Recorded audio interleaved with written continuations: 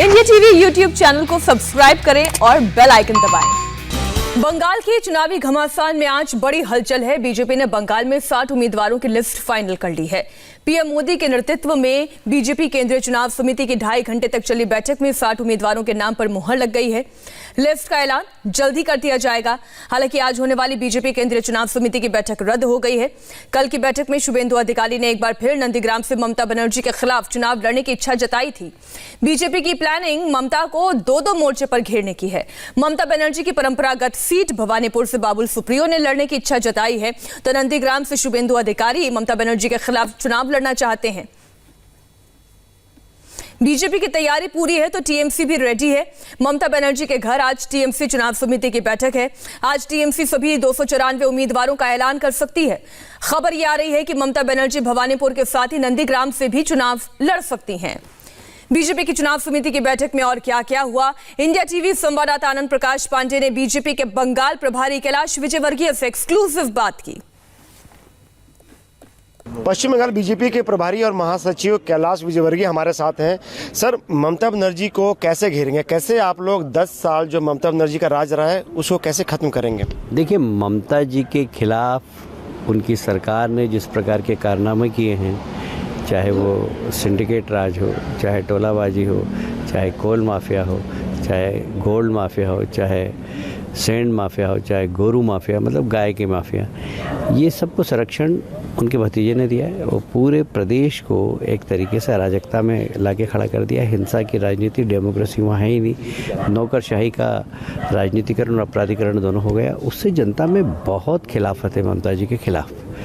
और मुझे ये कहते हुए बहुत गर्व है कि मोदी जी के प्रति आस्था बहुत है, भारतीय जनता पार्टी के प्रति आस्था बहुत है। विश्वास है कि सोनार बंगला शब्द जो गुरुदेव रविन्द्रनाथ टैगोर जी ने दिया था, स्वामी विवेकानंद जी ने भी अपना उसका जिक्र किया था, वो सोनार बांग्ला यदि कोई बना सकता है तो मोदी जी के नेतृत्व में भारतीय जनता पार्टी बना सकती है। और इसलिए लोग भारतीय जनता पार्टी के प्रति अति विश्वास के साथ भारतीय जनता पार्टी के समर्थन में खड़े हैं। इसके लिए जरूरी है सही कैंडिडेट्स का चयन। तो जो आप लोगों ने बैठक की, केंद्रीय चुनाव समिति की बैठक, कितने उम्मीदवारों के नाम पे आप लोगों ने मुहर लगाई और उम्मीदवारों का चयन करते वक्त किन किन बातों का ध्यान रखा गया? देखिए, 60 हमारे 2 फेज के 60 उम्मीदवार आज हमने तय किए। सबके सिंगल नाम है। और चुनाव में तो एक ही बात होती है कि विनिंग कैंडिडेट कौन है, जो चुनाव जीत सकता है उसको उम्मीदवार बनाना। तो वो भी हमने सब देखा। तो चुनाव जीतना वाला कौन व्यक्ति है उसका ध्यान में रखते हुए हमने नाम तय किया। भले वो टीएमसी से आया हो, लेकिन अगर वो जीतने वाला कैंडिडेट है उसके नाम पे आपने कंसिडर किया? अब टीएमसी में आया है तो भारतीय जनता पार्टी की सदस्यता ले ली, उसमें तो भारतीय जनता पार्टी का ही हो गया ना वो। इसलिए कोई भी हो, बोली जो भारतीय जनता पार्टी का कार्यकर्ता है और जिसमें जीतने की क्षमता है वो चुनाव लड़ेगा। एक सीट नंदीग्राम की बड़ी चर्चा है क्योंकि ममता बनर्जी वहाँ से लड़ने की तैयारी में है, तो वहाँ से आप किसको उतारेंगे? जिसको भी उतारेंगे वो ममता जी को हराएगा। ऐसे व्यक्ति को हम उतारेंगे और इसलिए ममता जी को भी हम हराएंगे जहाँ से लड़ेगी वो, चाहे 1 सीट से लड़े चाहे 2 सीट से लड़े, और 200 से ज़्यादा सीट जीतकर वहाँ सरकार भी बनाएंगे। शुभेंदु अधिकारी कह रहे हैं कि उन्हें नंदीग्राम से उतारा जाए, ममता बनर्जी को 50,000 वोटों से ज़्यादा से हराएंगे। उन्होंने इच्छा प्रकट की, बाकी निर्णय करना तो पार्टी का काम है। इस विषय में चर्चा भी हुई और उस पर निर्णय यदि होगा तो आपको पता लग जाएगा। एक और सीट है भवानीपुर, वहाँ से भी ममता बनर्जी के लड़ने की चर्चा है। वहाँ से बाबुल सुप्रियो ने इच्छा जताई है लड़ने की।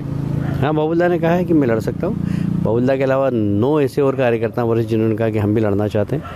अब ये तो पार्टी तय करेगी। बाकी मैं ये विश्वास के साथ कह सकता हूँ कि दोनों सीटों पर हम ममता जी को हराएंगे। क्या बीजेपी सांसदों को भी इस चुनावी मैदान में उतारेगी, खासतौर पर दिलीप घोष की बात करें या फिर मुकुल रॉय जो कि वरिष्ठ नेता है? अभी तक इस बारे में कोई विचार नहीं हुआ, पर हमारा हाईकमान, हमारी लीडरशिप कहेगी कि हाँ कोई सांसद तो लड़ना है तो हमारे कार्यकर्ता तो लड़ने के लिए तैयार रहेंगे। एक आखिरी सवाल, क्या बीजेपी पश्चिम बंगाल में मुख्यमंत्री का कोई चेहरा देगी?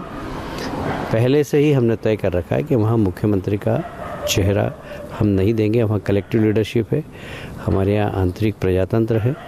हम 200 सीट से ज़्यादा विधायक जीतेंगे। विधायक दल की बैठक होगी, उसमें हमारा नेता तय होगा और फिर हमारा पार्लियामेंट्री बोर्ड उसको स्वीकृति प्रदान करेगा।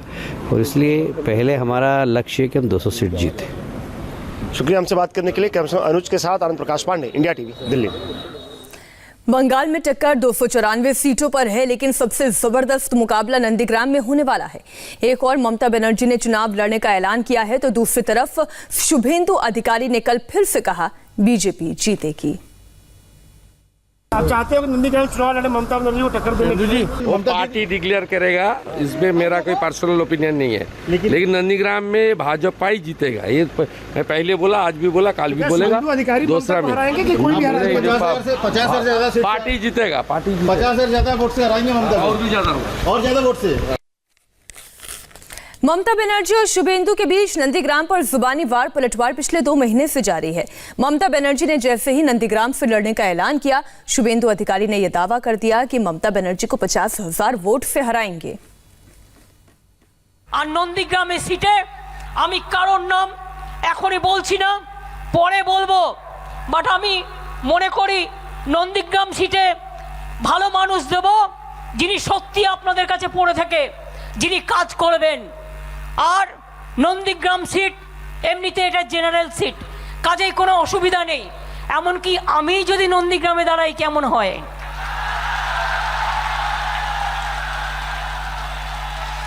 ভাবছিলাম কথার কথা একটু বললাম, একটু ইচ্ছে হলো, একটু গ্রামীণ জায়গা, একটু আমার মনের জায়গা, একটু আমার ভালোবাসার জায়গা। আমি হয়তো ইলেকশনের সময় অত টাইম দিতে পারবো না, কারণ আমাকে তো 294টা সিটে লড়তে হবে। সেই জন্য আপনারা কিন্তু কাজটা করে দেবেন, কিন্তু তারপরে যা কাজ আমি সব করে দেব, ঠিক আছে? নন্দীগ্রামে মাননীয় দাঁড়ান, পদ্ম ফুলটা নিয়ে আমাকে পার্টি দিক বা অন্য কাউকে দিক, যাকেই দেবেন, আমি লিখে রাখুন, আজকে সন্ধ্যাবেলা ঘড়িতে টাইম দিয়ে, ডেট দিয়ে আপনারা লিখে রাখুন, 1.5 লাখ ভোটে যদি মাননীয়াকে হারাতে না পারি, আমি রাজনীতি ছেড়ে দেব, আপনি লিখে রাখুন। ममता बनाम शुभेंदु की जंग का हर कोई इंतजार कर रहा है। कल बीजेपी की बैठक में भी इसकी चर्चा हुई। मुकुल रॉय ने कहा कि नंदीग्राम के लिए शुभेंदु अधिकारी तैयार हैं। शुभेंदु अधिकारी का नंदीग्राम से चुनाव लड़ेंगे? नहीं, ये नहीं, ये सच बात नहीं। दल चाह रहा है, शुभेंदु चाहेगा तो दल उसका केस कंसीडर करे। शुभेंदु अधिकारी ने आज जो है बोला, पार्टी चाहती है कि शुभेंदु लड़े यस, नंदीग्राम से। पार्टी का सब वर्कर चाह रहा है, सब कार्यकर्ता भी चाह रहा है शुभेंदु नंदीग्राम से लड़े। वो अभी तक कोई फैसला हुआ नहीं। शुभेंदु तैयार है क्या? शुभेंदु तैयार है नंदीग्राम से लड़ने? शुभेंदु नंदीग्राम से तैयार करने प्रस्तुत है। क्या शुभेंदु अधिकारी नंदीग्राम से चुनाव लड़ेंगे? लड़ सकते हैं, क्योंकि मुकुल रॉय ने ये कहा है कि पार्टी भी चाहती है, कार्यकर्ता भी चाहते हैं कि शुभेंदु अधिकारी नंदीग्राम चुनाव लड़े। हाँ, सब चाहते हैं, जो चाहते हैं वो नहीं होता है, जो निर्णय होता है उस समय पर सबके सामने आएगा। क्या शुभेंदु अधिकारी तैयार है नंदीग्राम चुनाव लड़ने के लिए? मना नहीं किया है। तो ममता बनर्जी को आपकी तैयारी है कि नंदीग्राम वाली सीट पे घेर के उनको सीमित कर दोनों जगह गिरेंगे। तो शुभेंदु अधिकारी साफ साफ तो अभी कुछ नहीं बता रहे हैं, इसलिए हम भी इंतजार कर रहे हैं कि बीजेपी जल्द से जल्द नामों की लिस्ट फाइनल करे और हमारे सामने रखे, तो ये तय हो पाएगा कि शुभेंदु अधिकारी और बाबुल सुप्रियो के बारे में जो चर्चा हो रही है कि वो ममता बनर्जी के खिलाफ चुनाव लड़ेंगे, क्या वाकई में ये होता है या नहीं। टीएमसी से बीजेपी में आए राजीव बनर्जी ने भी अब दावा किया है कि नंदीग्राम में बीजेपी ही जीतेगी। अधिकारी चाहते हैं कि वो नंदीग्राम चुनाव लड़े, क्या चर्चा भी उनके नाम पे? चर्चा हुआ है, अभी पार्टी डिसाइड करेंगे, निर्णय करेंगे क्या करना है। ठीक है, क्योंकि वो चाहते हैं कि नंदीग्राम से लड़े, ममता बनर्जी को चुनौती दें। जरूर, क्योंकि उनका पिछले सीट वही है, उन्होंने चुनाव जीता है, तो उन्होंने चाहे है पार्टी का पद।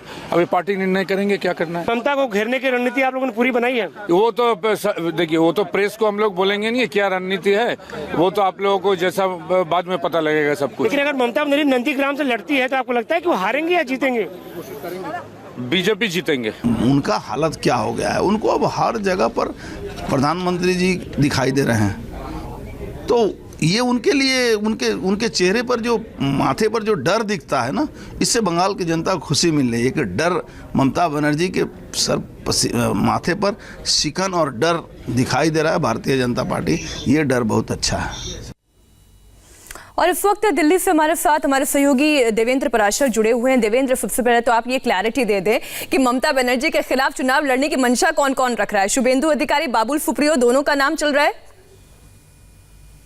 देखिए, नंदीग्राम से शुभेंदु अधिकारी बीजेपी के उम्मीदवार होंगे ये तय है। बाकी जितनी बातें हैं वो सिर्फ कहने की बातें हैं। पार्टी ये तय कर चुकी है और सिर्फ उसका ऐलान होना बाकी है। दूसरी चीज कि अगर ममता बनर्जी भवानीपुर से भी चुनाव लड़ती हैं तो फिर भवानीपुर से बाबुल सुप्रियो के नाम पर विचार किया जा रहा है, वो अभी तय नहीं है। संभावना है कि बाबुल सुप्रियो को वहां से लड़ाया जाए, लेकिन शुभेंदु अधिकारी का नाम नंदीग्राम के लिए तय है। साथ ही साथ ये भी तय है कि शुभेंदु अधिकारी उसी एक सीट से लड़ेंगे और उसके पीछे वजह यह है कि मैसेज ये रहेगा कि शुभेंदु अधिकारी इतने कॉन्फिडेंट हैं कि ममता बनर्जी को चुनाव में हराया जा सके और इन दो हैवीवेट नेताओं के सहारे ममता बनर्जी को उनके अपने घर में फंसाने की कोशिश होगी, क्योंकि टीएमसी के स्टार कैंपेनर के तौर पे एकमात्र ममता बनर्जी हैं और अगर उनके अपने कंस्टिट्यूंसी में उनकी सीट को लेकर चुनौती मिलती है तो जाहिर तौर पे बाकी किसी और सीट पे उनका ध्यान भटकेगा और ये बीजेपी की रणनीति है कि उनको उनकी सीटों पे उलझाया जाए। इसके लिए इन नेताओं के नाम पर विचार है का नाम तय है। शुभेंदु अधिकारी के पास की जो दूसरी सीट पे जिस पे चर्चा चल रही थी कहती, वहां पर उनके भाई को वहां से उम्मीदवार बनाया जाएगा। तकरीबन 60 उम्मीदवारों के नाम बीजेपी ने तय कर लिया है, महज उनका ऐलान होना बाकी है। लेकिन पार्टी के सोर्सेज हमें ये बता रहे हैं कि आज जो लिस्ट आएगी उसमें संभव है कि बंगाल के उम्मीदवारों के नाम ना हो। स्ट्रेटजी ये थी कि 7 को पीएम की रैली के बाद उन उम्मीदवारों के नाम का ऐलान किया जाए। हालांकि नॉमिनेशन को लेकर तारीख उसके बाद कुछ घंटे ही बच जाएंगे, तो इन सारी चीजों पर विचार हो रहा था। लेकिन अभी पार्टी के सोर्सेज का ये कहना है कि आज संभावना इस बात की ज्यादा है कि असम के उम्मीदवारों की सूची आएगी। आपने क्योंकि असम का जिक्र किया जी देवेंद्र, क्योंकि आपने असम का जिक्र किया तो उसी से जुड़ी हुई एक खबर भी है, उसके बाद हम आपके तरफ वापस लौटेंगे। बंगाल के घमासान के बाद बात हम असम की कर रहे हैं। नमस्ते, मैं हूं मीनाक्षी जोशी। वीडियो और खबरों से अपडेट रहने के लिए India TV YouTube channel subscribe करें, बेल आइकन दबाना ना भूलें। जुड़े रहें इंडिया टीवी के साथ।